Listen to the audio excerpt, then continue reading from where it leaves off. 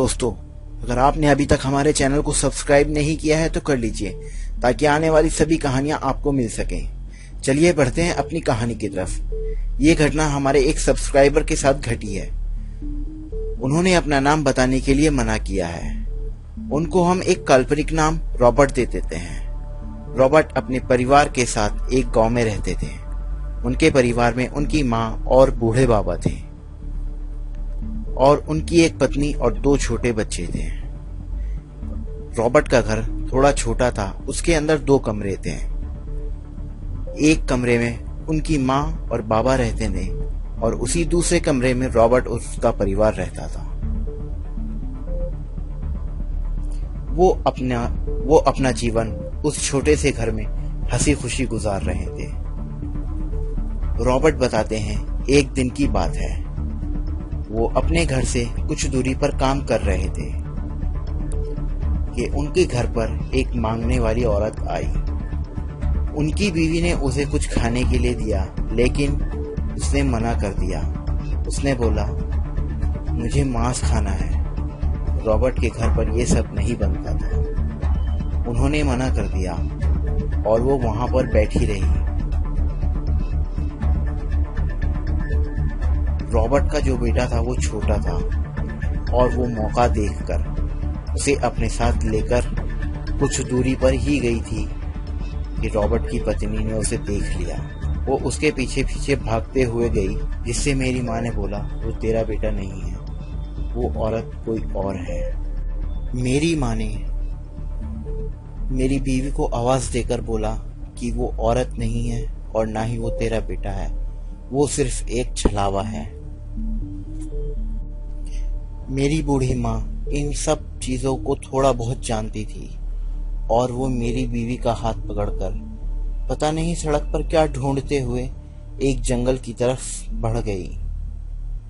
और कुछ दूरी पर मेरी माँ ने जाके देखा, वही औरत मेरे बेटे को लेकर एक पीपल के पेड़ के नीचे जाकर बैठी हुई है और उसके ऊपर कुछ जादू टोने की क्रिया कर रही है। उन दोनों ने मेरी बेटी से मुझे बुलाने के लिए भेज दिया। मैं उस टाइम गांव में कुछ दूरी पर ही काम कर रहा था। मैं भी भागते हुए उस जंगल के अंदर आया और देखा कि मेरी माँ ने उसके बाल पकड़ रखे हैं और मेरी माँ के हाथ से खून निकल रहा है, लेकिन मेरा बेटा उसके आगे बेसुध पड़ा हुआ है। मैं जैसे ही अपने बेटे को उठाने के लिए चला, मेरी माँ ने मुझे मना कर दिया और बोली, पहले इसके बाल काट। मैंने पास में ही पड़ा हुआ एक चाकू जो कि उस औरत का था, उससे ही उसके बाल काट दिए और वो औरत आग बबूला होकर मुझे घूरने लगी। मेरी अब इतनी भी हिम्मत नहीं हो रही थी कि मैं अपने बेटे को उसके सामने से उठा लूं। लेकिन मेरी माँ, जो कि बहुत हिम्मत वाली थी, उसने उसी के बाल में आग लगा दी और वो औरत एक भयानक रूप में आ गई, जो कि उसका असली रूप था। मैंने देखा वो अपनी जगह से बिल्कुल भी हिल नहीं रही थी और मेरा बेटा उठकर अपनी माँ के पास आ गया, यानी मेरी पत्नी के पास आ गया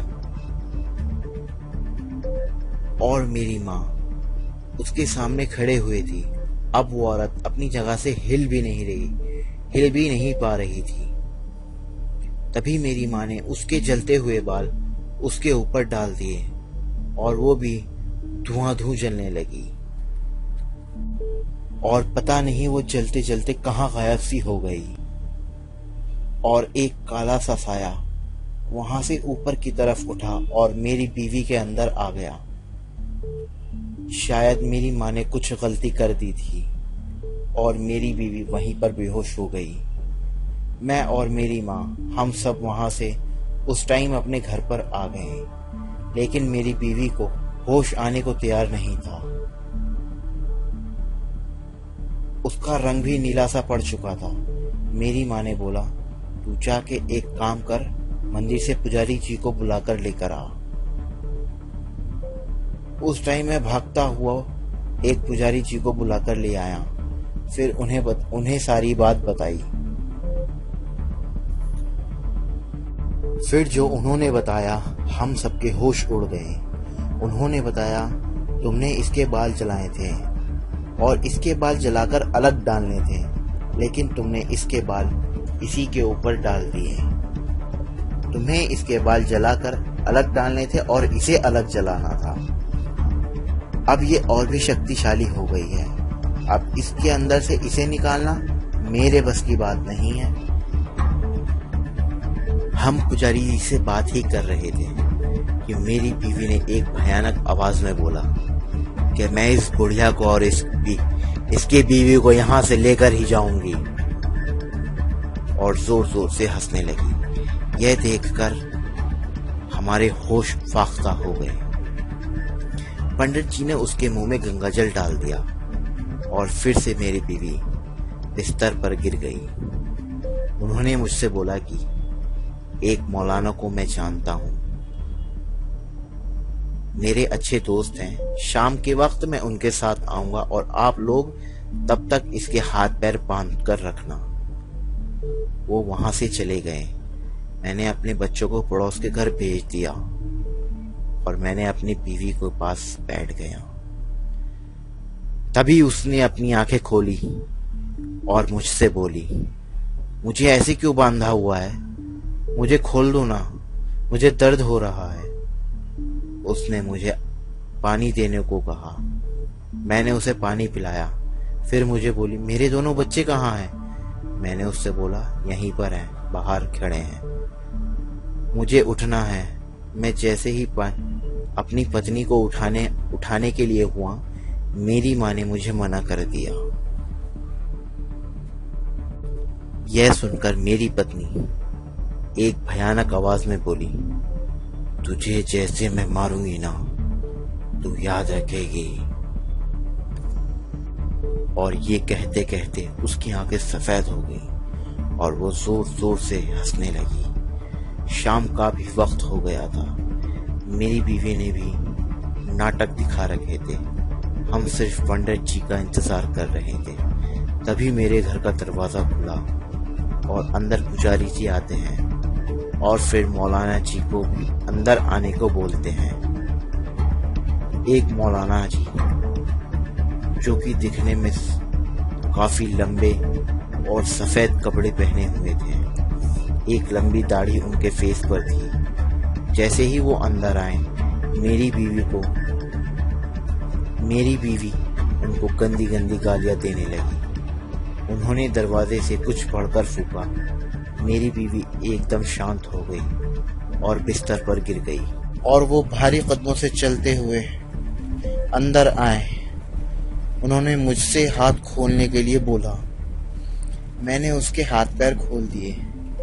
जैसे ही उसके हाथ खुले, वो उठकर मौलाना जी को देखकर चुप हो गई,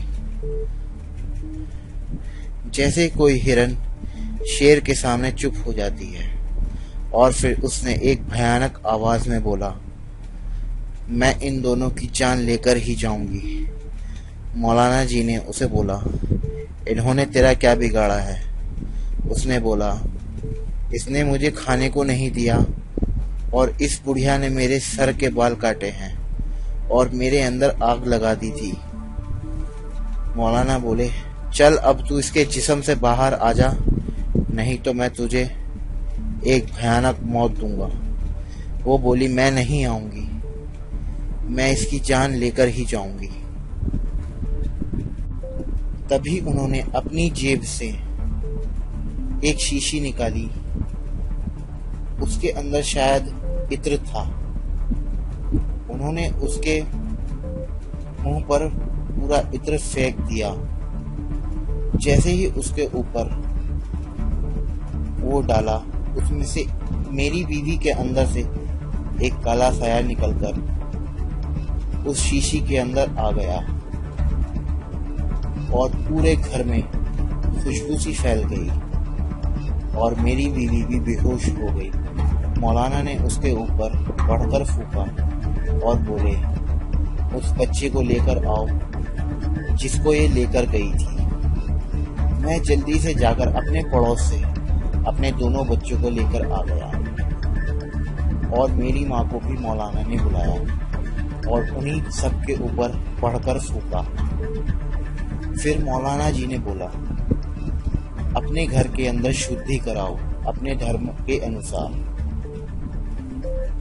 तभी पंडित जी ने मेरे पूरे घर में शुद्धि की और फिर वो दोनों वहां से चले गए। हमारे घर में आज भी वो महक आती है। आज की कहानी हमारी समाप्त हुई। चलिए बढ़ते हैं अपनी दूसरी कहानी की तरफ। जिन्होंने अभी तक हमारे चैनल को सब्सक्राइब नहीं किया है तो कर लीजिए, ताकि आने वाली सभी कहानियां आपको अच्छे से मिल सके। और ऐसे ही हॉरर स्टोरी के लिए आप हमें अपनी कहानी हमारे व्हाट्सएप नंबर पर भेज सकते हैं, जो कि डिस्क्रिप्शन में आपको मिल जाएगा, 8368628489।